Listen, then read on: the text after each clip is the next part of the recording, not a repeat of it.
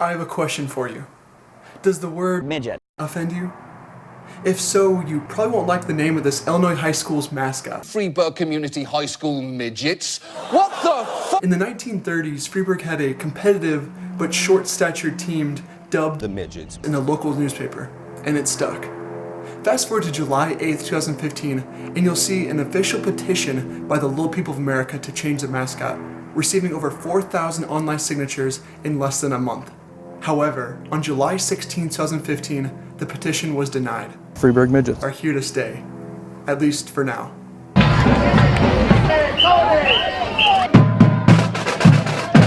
In 2011, I graduated from Freeburg High School, and I'm hesitant to take a clear side on this debate. On one end, I'm probably numb to what the word midgets might have on others, having midget pride for the 4 years of my high school career and all the years leading up to it.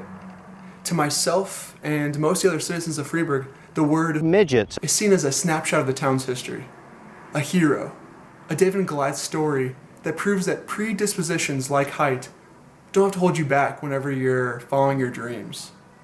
Now, on the other hand, whenever I disregard my own experiences with the word midgets and start to consider what it might have been like being ridiculed for a condition that I had no control over, like dwarfism, and start to realize why Little People of America is going through this trouble, while I may say midgets in the highest regard when talking about my career as a Freeburg student.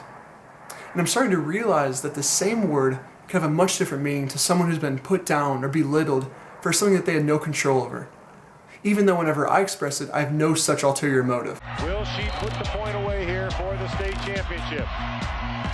In fact, she does on an ace serve. The three-time state champion Freeburg Lady Midgets. While doing research, I assumed I would ultimately come up with a decision on which side is right and which side is wrong, being able to establish my position on whether I was for or against the petition, being able to bring this discussion to an end, at least in my own head.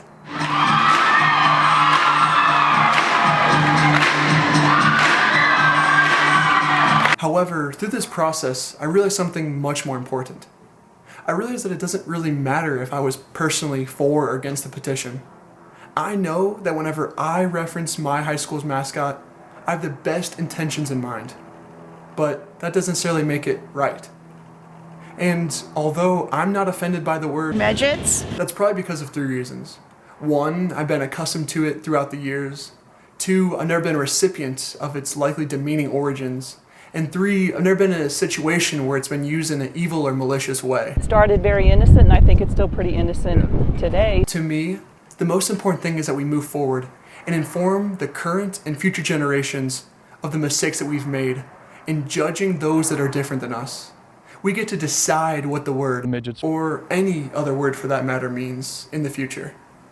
And although it holds a very happy place for me and a dark place for others, it doesn't have to stay this way. and I think it's time for the school to change also. It's clear to me that both sides are fighting for something very important to them: pride.